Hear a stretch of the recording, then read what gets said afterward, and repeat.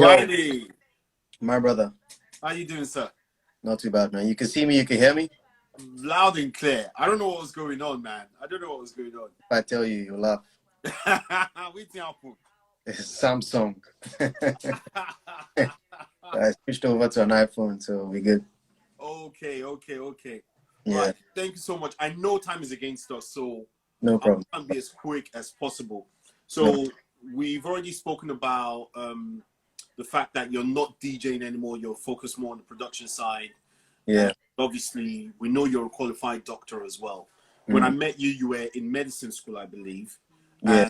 Now you're Wait. Before, take your time. Take your time. Before, okay. Oh yeah. Yes. when I met you, you were a manager, right? Yes, I was managing Hafiz. Yeah. That's Yeah. right. How was that?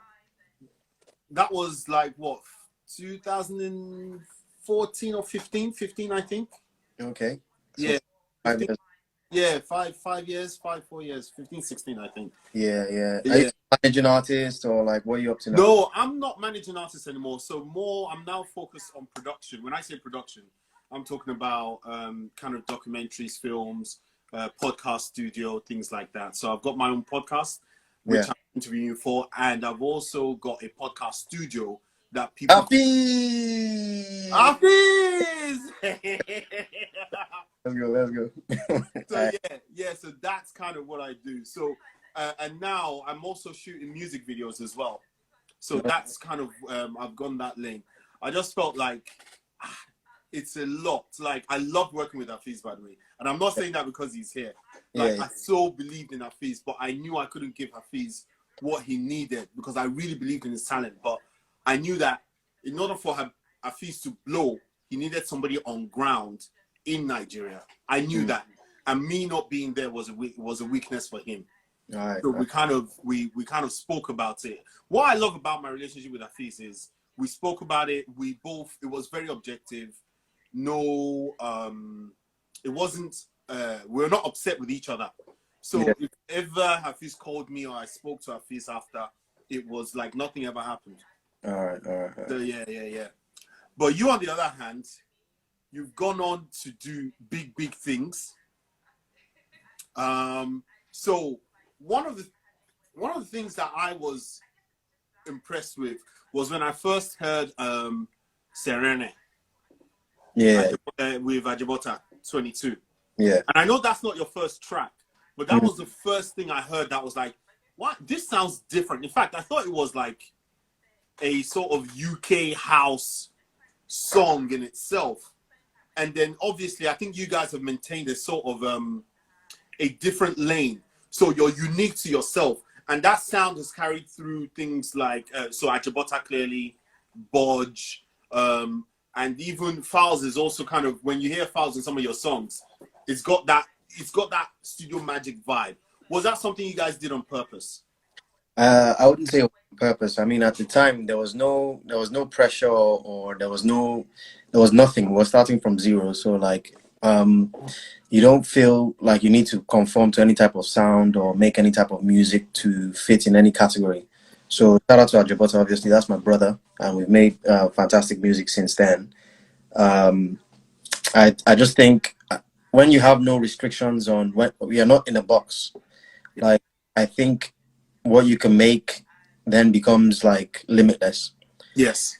So I was experimenting essentially with Sarin. Like it wasn't like we were trying to define the sound or anything.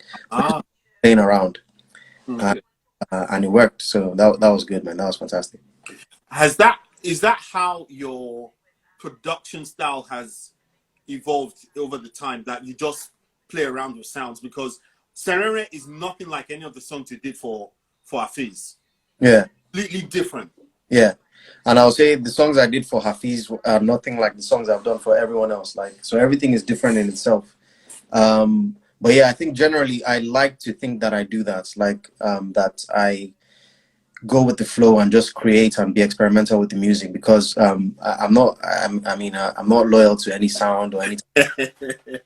I'm just trying to have fun. I'm just trying to make music. So like, I try not to be restricted. So one of the things I wanted to ask you, and somebody actually asked when we were live before, Yeah. was how do you balance having a professional medical career with doing your studio, your music production? How do I balance? It's I don't think it's a question of balancing. I think there's time. There's time to do if you want to if there's anything you want to do in life. I mean, I don't know if you have like if you do anything outside the production that you're doing at the Yeah, moment. yeah, I've got a 9 to But 5 too. a lot of people that do anything in life will also do other things. Yeah. And so even if it's a hobby or it's I mean, if you work 9 to 5, between 5 and whatever, you've got time to do anything that you want to do. So it's never been really difficult. I mean, there will be some quiet times where maybe I have an exam or like there's something serious going on with work, and music will be quiet or music will be more active and work will be quiet. So there'll be ups and downs, but I don't think I've ever found it quite difficult. Okay, Yeah, amazing. So one of the things, because I know you're UK based, yeah, one of the things and as we just mentioned this, for me, I felt like I couldn't give Hafiz what he needed because I was based in the UK. Do you find that being based in the UK and producing for Nigerian artists, do you have any challenges in that sense? How has it been breaking the Nigerian industry with your production, given that you're based here? yeah. I would say initially it was difficult because like you're here, you're making music, you're building up a catalog of beats or whatever, and no one's out there to like jump on the beats and make songs and make records. But after a while, I'll say from about 5 years ago, from when Hafiz was like when you were there, like everyone comes to the UK. A lot of people come to the UK to make music or to do shows and stuff like that. And you can work remotely. You don't Yes. in the same place anymore to make music. So um, initially it was difficult, but after that, like it doesn't matter where you are in the world. If you make good music, like people will connect. People will, like till today. I'm working with people in Nigeria at the moment, so like it was difficult at first, but better now. Some of the things that I was shocked about with you guys is I know you guys have always been on Ajabota, Bodge, and that kind of vibe. We've always known that. I know you like Lamde and Naramali. You've also done Dammy Crane. I also didn't even realize you did something with Joe Budden. Yeah, yeah, that was random. So yeah, I missed the first part of your question. I only got you at Joe Budden. Oh, sorry. So I was surprised that you've worked with a lot of different people like Naramali Olamide, Dammy Crane, and Joe Budden. So you don't stick to just one lane. Like your catalog is very varied. There's a variety in your catalog. Yeah, diverse. Absolutely. um, yeah, man. Do that's because I don't think I like one particular sound. I wouldn't say, although a lot of people say there's a Studio Magic sound. I don't know what the Studio Magic sound is, so I still just try to do whatever I can and work with everyone. I just like good music. I don't think So so much is the sound. I think it's a vibe. I do yeah, think there's a Studio Magic vibe though. okay. What would you say the vibe is? You know what? There's a sort of consistency. It's not so for me, if you have Sarin, Yeah, right? For me, I see that as the blueprint. And then you look at Bad Gang, then you look at Omo Pastor, and then you look at Ghana Bounce. Now, mind you, that's all I've spoken about everything between Budge and Ajabota, in all fairness. So that might not be a Studio Magic sound, but that might be their sound, if that makes sense. okay, fair enough. So Yeah. because I consistently with those artists, maybe they have the sound. Yes, yes, yes. So maybe that's what it is. But it's not a bad thing because you hear it and there's a vibe. You just know it's like an Ajabota vibe. Like Okay. it's like a big boy chilled out with no pasa, like we're chill, we're cool here, that kind of vibe. I love that. I'm Yeah, so learning a everybody's saying it's chill, mellow vibes. Yeah, exactly. no doubt. I'll take it. So yeah, it's a win. Yeah, So what I wanted to say, so I know time is against. How much time do we have, Toxx? take your time. Take your time. Oh, take my time. You shouldn't have said that too. So okay. So one of the things I wanted to talk about is the power in music in itself. So I know how you got into music. So you were doing piano lessons and things How like do you that. We do our research. We do our research. I'm not So sure where I put that out, but well, just take it that I know. So I know it was from piano lessons, and then you kind of thought, rah, actually, I like what this sounds like. Let me try and visualize something in my mind and bring it to life. Am I right? yeah. So it was from like keyboard piano lessons. I don't know how many years ago, but yeah, and then I accidentally stumbled upon like music production stuff, like demo software Yeah. online. Yeah, yeah. And I was like, I'm a bit more drawn to this. Like this is more up my streets at the time, you know. So I started making beats from there. So you're right. You're 100% right. Yeah. So, and I know, so, and this is kind of, you then fast forward some years forward. I'm not sure when exactly. Studio Magic initially was just like a crew with different talents in there. Yeah. Okay. And I believe Hafiz was one of them as well. Somebody said FBI. You're doing FBI. Listen, we need to come correct. Look, Toxx, you're somebody who I really admire. I've always admired you. Yeah. And I don't want to give you the same kind of, I don't want to have the same discussion that you would always have with everybody else. Yeah. So if there's information out there already, let's start from there and move upwards. Do you see what I mean? I appreciate that. Yeah, so it was a group of people. Hafiz was there, known by a different name. Oh, really? Tell us. I can't tell you. You have to ask him. There was Che Cheese. There was Pet Style. There was T Babs. So it was me as a producer and people rapping and singing. But at the time, it was just because I'd been making beats, and no one would jump on the beats or whatever. I didn't know anyone, so I just said, people around me is what's going to form this thing, and we just made good music. We were just vibing. Yeah. So, and then KBs, yeah, said it by himself. KBs.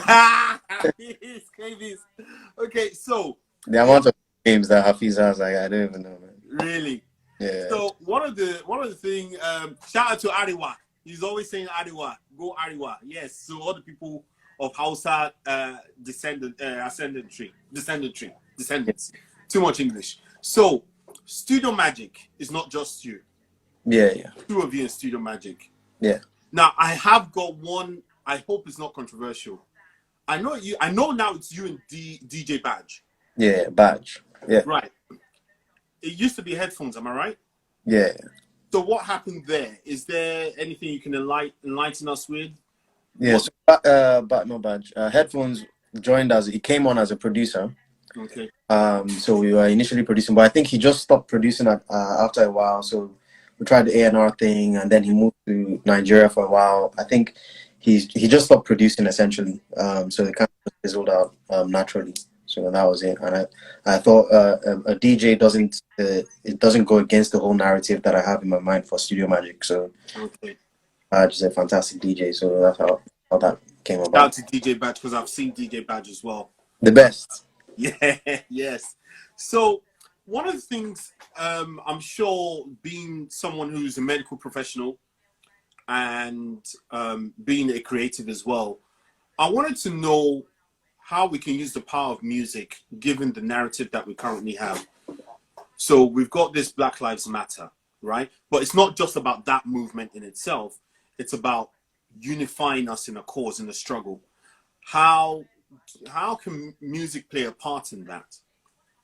I think it's not even a question of how music can play a part. I think it already is playing parts, like from civil rights movement back in whenever to slavery to, black people communicating with music, with singing, with songs and things like that. It's always been there naturally. And you find that even in London now, what's happening on the streets, like you go there, you go to a protest or anything, we're singing. We're playing music. Sometimes people make fun of it. They say, why are we dancing? Why are we singing songs? That's what we do. That's how we communicate. That's our lifestyle. So music is, I don't think you can separate music from our race. Yeah. So music is, and as you said, is an integral part to our cultures and our tradition. Yeah, In for most black related, and not even just black related, even I'll say most cultures in general, yeah. music is a large part of how they tell their stories and their cultures and traditions. But now, what we're now talking is, as you've said, the Afrobeat sound, or let me say, African music is sort of cross boundaries. You don't have to be in the same place. Yeah. Is it possible that our music somehow, where do we need our artists to sort of introduce what we're about into the mainstream over here? Because we're getting mainstream. You have Wizkid, Davido to a large degree, and I think maybe the Banj. Oh, and Fuse ODG. You've also worked with Fuse ODG as well. So, but we need more. There's a lot more to our narrative than those four artists. So how do we bring our music to bridge that gap between us and the mainstream? I think sonically, like in terms of the sound, it's already bridging. Like now, I hear people saying Afro swing now. Afro swing. Yeah, that's what's happening in. That's what Capital Extra and everyone are playing right now. So when you say Wizkid and D'banj and people like that, there are people like Afro B. Yes, Afro B. Yes, So what would you say Afro B is? Afro B is still Afro beats, in my opinion. You Yeah, know, and who again? To an element like the pop sounds here, like the urban sounds, let me say, yeah. notes and people like that. I think the sound is all mixing into one kind of one. So, It's all one thing, all yeah. Africa. It's all like African inspired. So I think naturally there's a fuse there, but there will always be African artists who are big in Africa. There'll always be UK artists. There'll always be American artists. They'll even if they have influences from wherever, from us, from Afrobeats. So there'll always be the distinction, but I think naturally there'll be we're banding together more than we're separating. Okay, Yeah. okay. So one of the things I wanted to say that I wanted to bring up with you is you're a doctor, and I'm sorry, I have to discuss your professional side as well. No Given problem. that this COVID situation has been affecting a lot of ethnic minorities, especially Black people, more, can you shed some light on what we need to do to protect ourselves, apart from the usual sort of, wear the mask and isolate whenever you can? Why is it affecting us so much, and what should we do to help ourselves? So the approaching it from a scientific point of view, like the evidence is not solid as to why Black and ethnic minorities are more affected. There are different reasons that people can think of, like you and I can think of. Um, we are less likely to engage in with the facilities that we have. Even those of us who are British, who live here or who live in the States, we're less likely to engage with things like healthcare services. We're less likely to engage with things like police or whatever. So when I'm working, naturally, I'm just dealing with a lot more non-Black and ethnic minority people, and I think we can engage more with what we have because the resources are all around. There is like everything anyone needs to make it here is around. But I think there's not enough engagement with what's on ground already. So there needs to be that. There needs to be this, which is awareness. So people need to know that these things are out there and these things are disproportionately affecting us. So I think we don't know, but we can engage a bit more.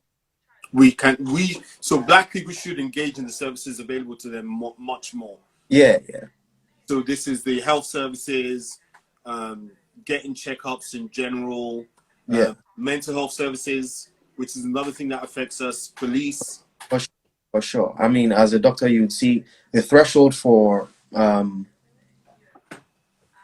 people to call me for a problem like a mental health problem is Yes. quite low normally. Really? But that threshold is much for Black people. Ah. Ah, that's So interesting. you, if I sense that someone might be going through something mental health related, like them coming out and saying it's as a Black person, it's tougher. I don't know why. That's just what it is. And I think there's been a drive to make us more forthcoming with these kind of problems, and I think it's getting better. But but it can get even better.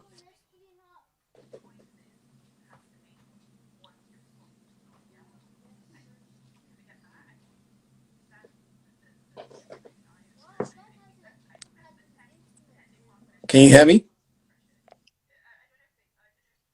Hear me again? Yeah, I can hear you. Okay, right. So yeah, for me, one last question on the professional side of things, which is that even with mental health, I think there's a stigma around it. You know, because I remember like the moment you hear mental in our tradition, and obviously I know you're Yoruba as well. When I was growing up in Nigeria, you hear mental, you hear a madman, a crazy, really. You see what I mean? And Yeah, could it be that that stigma itself is what's hindering people, Black people, ethnic minorities from coming forward and getting help that they need? possibly. Yeah, possibly. So I'll be learning from you because I don't know myself. I don't know, but I can imagine that. Yeah, the word mental might stigma with it. Although when you're on this side, you just think that it could be anything from mild depression. So mild, I'm Yeah. feeling I'm feeling low today. I don't I'm waking up early. I can't sleep or whatever. I'm worrying a lot. Anxiety. Very very simple problems that can be easily treated. To obviously schizophrenia, which is really real madness, and that's less common. So when we're talking about mental health, we're dealing most of the time with more simple things like depression and anxiety and things that are very very easily managed with therapy, talk, or even medication. Okay. So this is a very good segue. I hope you're going to be impressed with this. Is music a good form of sort of not treatment or a good aid into Yeah. moving, uplifting the mood and moving out of that kind of low point? How So would you I apply don't music to it? I don't think you need me to tell you that, because even myself, when I'm feeling low, and most of us need to be in a certain type of mood, we listen to music. When you're down, music can lift you up. When you need to focus, music can keep you focused. When you're in the gym and you need to go in, music is there. So music is very powerful. It's a very spiritual thing.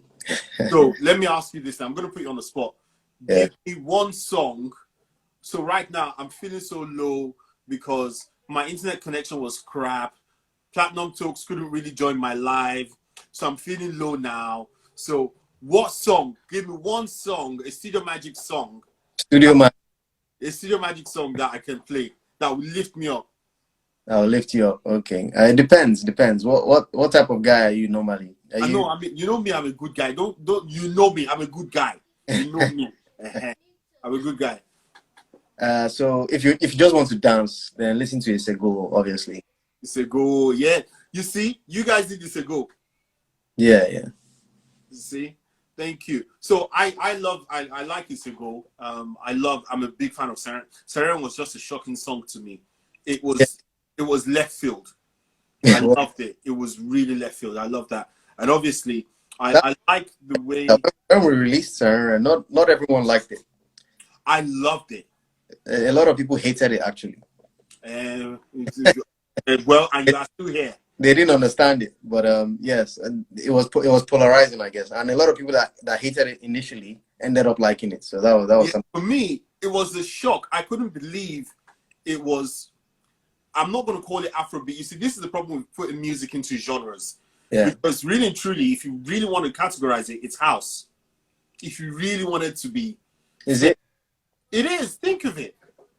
Think of it. Like take Ajabota off that track and put someone like, let me see, who can I put on there? I need a reminder. Can I play it? Ah, please. Ah, I'm honored. I got Studio Magic. See?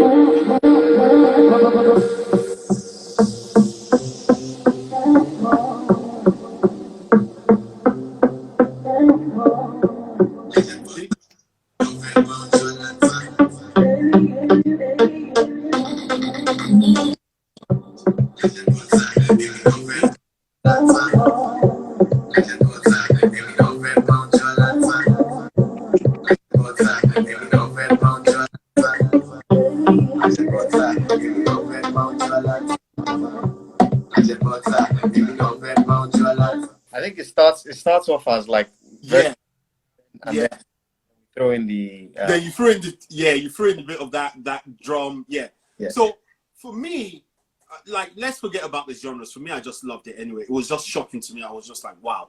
yeah. And then obviously, you hear things like you know the songs with is it like LASDRB, like Shout out CJ. yeah, you know, shout out to CJ. Yes. Then you've got those Bad Gang. Let me put Bad Gang for instance. Yeah, You know, or Omo Pastor. yeah, You know, and that for me is another sort of straight out of wow, these guys are actually talking about this. There was a sort of storyline to it, and I love that, and I love that kind of stuff. yeah. So some people are making you can definitely skank to Sarin. See, people are saying great gym track. You can skank Survive. to Sarin as well. It's just a vibe. I can't take anything away from it, but I loved it. The fact that it was different. Yeah. Now, going back to the music side of things now, I believe, I might be wrong, but I believe you got an album out in collaboration with Ajibota. Or is it? Yeah, yeah, yeah. So anytime soon. Anytime. Yes, that's right. Yeah. And why did you take that format rather than producing something yourself and featuring different artists that you want? It's probably what I enjoy the most. I probably enjoy creating with someone and the human elements to the whole thing and collaboration, as opposed to just working on hire or working on contracts kind of thing, and doing a job and going. So I think anytime soon was just a good formula that I still plan to replicate till today. Okay. To find an artist, work, explore different styles, and so that pushes myself, that pushes the artist. Because if you look at the album anytime soon, it has different styles, like, Yeah. but I produced everything on it. Okay.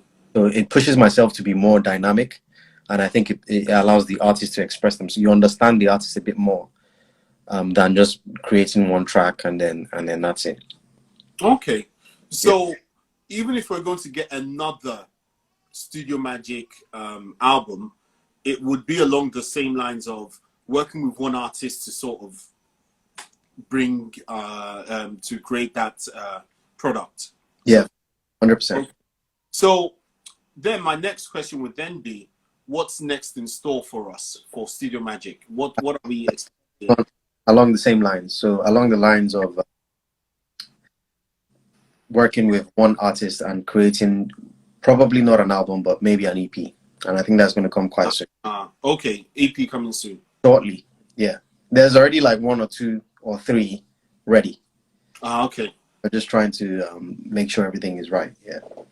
So you've also done Standard Guy. Standard Guy. Yeah. Standard Guy. How did that collaboration come about? Because that is from the Davido camp, if I'm right. Standard Guy, which one is Standard Guy? You see, you've produced so many, you don't even know. Standard Guy is Ajibota. Standard Guy is Ajibota.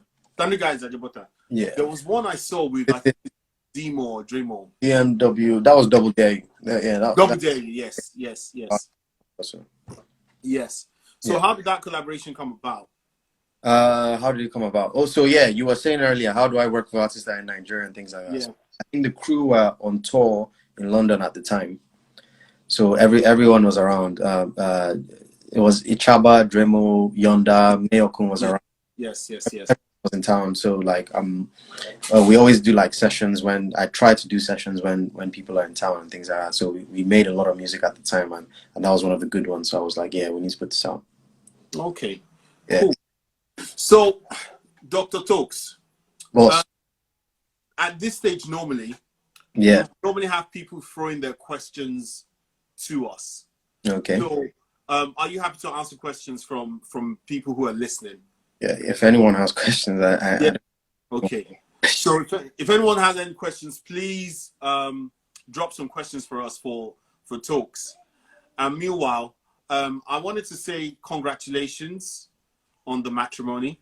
Oh yeah, thank you very much. Yeah. Yes. Shout out to Wifey. Shout out to Wifey. As I said, I thought Wifey was blocking the internet so that people won't see the fine boy talking to us. I never do that. I never do Uh, what I also wanted to say to you is, I know you've talked about, oh, what was your hardest beat to complete? That's a good one. that. Yo, I have to go into the I have to go into the archives for that one to complete. You know, yeah. Immediately a I go to a files kind of thing because files is he knows what he wants. Is a high standard kind of guy. So Okay.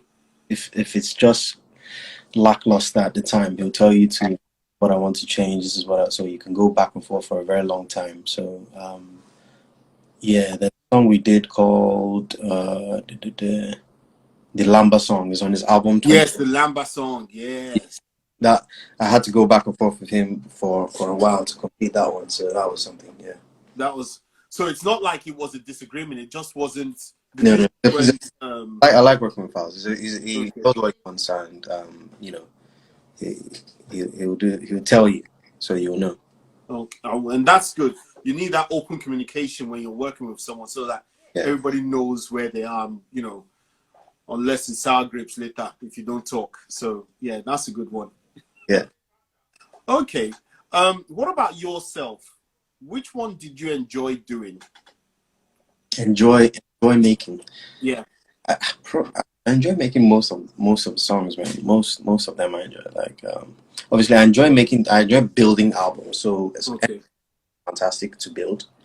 Even the album that came after that, What Happens in Lagos, so Butter's album, because I was executive producer on that one, Okay. as well as Butter. Working on the whole, from the idea, from conception to creating the final product. I think I enjoy the whole process. So I enjoy making all the songs. It's all fun. It's a goal was fun. Being there with Olamide, Naira, creating the whole thing from, because that beat was done on the day from scratch, just in the moment. So that was fun as well. Like yeah. So I'm going to ask you this question now because, and I'm going to mention Hafiz again, unfortunately.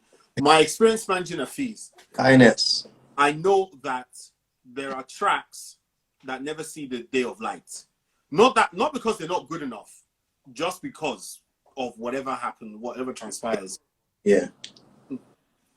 And Hafiz is asking a question. So what's this? So let's go to Hafiz's question first. Is it true that working with female artists is a pain in the That's his own opinion. I don't know. I know, you see, and I know he's done that tongue in cheek. Yeah, Is yeah, it a pain in the I enjoy working with everyone in the studio. So I don't know. Maybe that's how he feels. So I know that Hafiz had some hot But tracks like, hey, I, oh, Bios Music is here as well. I feel honored, you know. Toxx, see what you've done for me. You brought a lot of people to my audience. So, that's my you know, Oga. pardon? That's my Oga right there. Bios music. He's the one that Bios taught me. Music. He's our Oga. He's our Oga. So, is there a lot of songs that don't make the day, The don't make light. the light of day?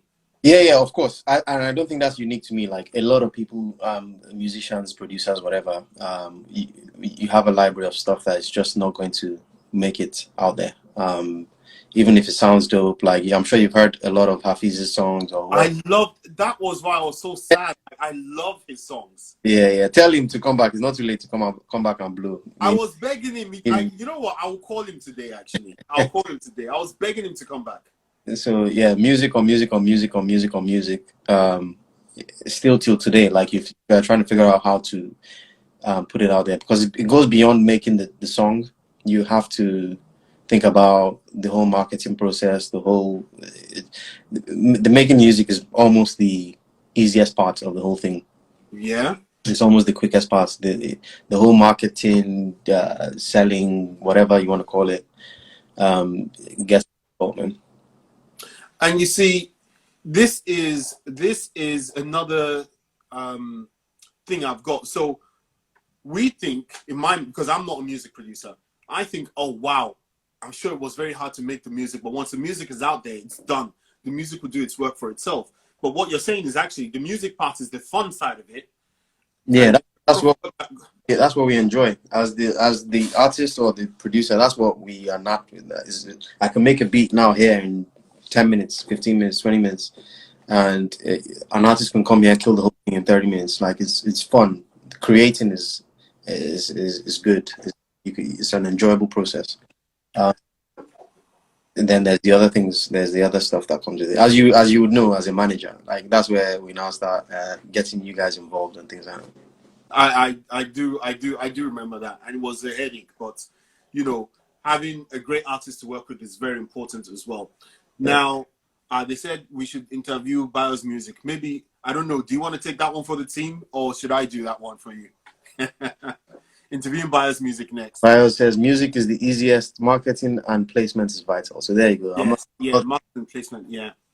And I thought that was one of the hardest things when I was managing Hafiz, that it was kind of getting people to, right, this guy, put him in your magazine, put him on the TV, get him onto radio. That was extremely hard. And then, you see, we're now going into music business now. Yeah. We've gone away from the creative. I don't know how familiar you are with going back home to Nigeria and all that kind of stuff, but you see, getting onto radio was extremely hard. Like, I would send a press release out, go to radio stations, and people are already quoting me, right, so if you want us to play this times a day, is this amount. I'm like, are you for real? But that's the stand. Is that just the way music business is in Nigeria, or is that feeling talent? It's different for different people. So there are different types of artists. So you have to think about it from everyone's point of view. From the radio presenter's point of view, he doesn't have to play your music or any upcoming artist music. He can just easily play the already established artist music, because that's what everyone wants to hear anyway. They want to hear the big names. And those, so if you're in that camp, if you're already established and you already have a thing, I'm not sure you're going to be paying these same radio guys money. Yeah. But then these guys need to make money as well. They need to eat. So then there's the other extreme of artists who are trying to break and trying to take the same airtime that established artists are trying to get. So you can see it from their point of view as well. So it's just a game. It's a game. It's a game. You just have to play it. And I know you've got your opinions on royalties in the music industry, because the Nigerian music industry, I don't want to say the whole of Africa, but at least the Nigerian music industry, that's something, it's, how will I call it? It's not conducive to, putting it politely. How do you think we can change that to make sure that everybody's getting paid royalties? Because I remember there was one place I read, where you were saying with a producer, it's slightly different, because you might produce a hot track for someone, doesn't mean you're getting paid for it, because the artist is a star and they will get paid from their shows. Yeah. But producers, you will be known for producing, yet you're not getting paid. Yeah. So you have to structure yourself. It's hard out there. Like there's nothing more annoying than being known, being famous, and a lot of people will recognize this, because it's not just producers. Like if you think about Instagram influencers, Yeah, have millions of followers and things. How much are you getting paid for that? yeah, You've done a lot, and let's say you have a track out there that is big, and everyone knows your sound or your name or your music, but how much are you paid from that? So right. But the problem in Nigeria is it's not just about, it's not straightforward with Nigeria, man. Everything work for one thing to work. Okay. You need to be able to keep account of things. You need electricity. You need internet. It's well, at least we have the diaspora. We have Yeah. we have people who are everywhere in the world who listen to Nigerian music, who enjoy. So that's where, from a producer's point of view, you can. Okay. So, Toxx, Yes, boss. my last question to you now, and please, if anybody has a question for Toxx, please ask. My last question to you then is, what words of advice could you give a producer, B, an artist trying to break into the Nigerian music scene? How do we do that? How do they? What encouragement could you give them? I'd say firstly, don't stop. Whatever it is stage you're going through.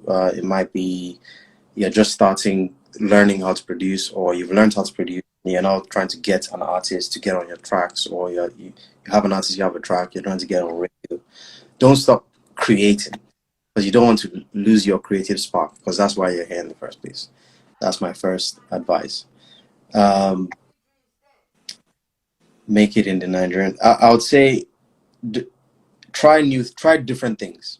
Okay. You don't have to go the same route, because if you realize, when people start realizing that something works, it then becomes expensive. Right. So there was a time you could identify a radio presenter or something, and you can approach him and be friends with him or give him money or whatever, and he'll play your songs on radio. Okay. Yeah. Everyone started getting wind of that. More costly venture. So from the same presenter that you give 100 to play your song is now charging 1 million, 5 million. Wow. You now have to think about different ways to approach the thing. So either you're making unique music, different music, or you're marketing it differently. TikTok is a new thing now. Or you're whatever it is, however, approach it differently and creatively with the same creative spirits that you have when you're making the music. That's my advice. Okay. So, and marketing is quite important in that, because I just hear you say marketing, Yeah. sort of having that image, the personal image of the person, what you call the package. Yeah. Yeah, your packaging needs to be correct. Yeah. So That's good know about that. That's why we engage terms of management. So I've got one question for you though. Have you ever done a gospel song? Have I ever? Yes, I have. Have you? I have. There was a guy who I produced for late 2019, so not too long ago. And it was a gospel song. Yeah, for sure. So I have some artists that I am semi-managing. Can I bring them your way? No problem. Anytime. Toxx, you're amazing. So Yeah. I don't have any more questions for you, and I know we said you've given me more time than you actually said you could. So I really do appreciate that. Yeah. It's my birthday, and I have to attend to him. What was that? Sorry. My little bro's birthday, so I need to. Oh, okay. Well, shout out to your little brother as well, man. Honestly. Yeah. So if anybody wants to ask Toxx any questions, please do. Otherwise, Toxx Studio Magic, thank you very much for giving us time. Honestly, it's been man. Keep it up. Keep doing what you're doing. I think I watched your last thing as well, and it was quite fun. So thank you, man. I really appreciate it. But bros, you have to help me save this video so I can take it. I don't even know how these things work, but Toxx, you're gonna have to. I'll do what I can.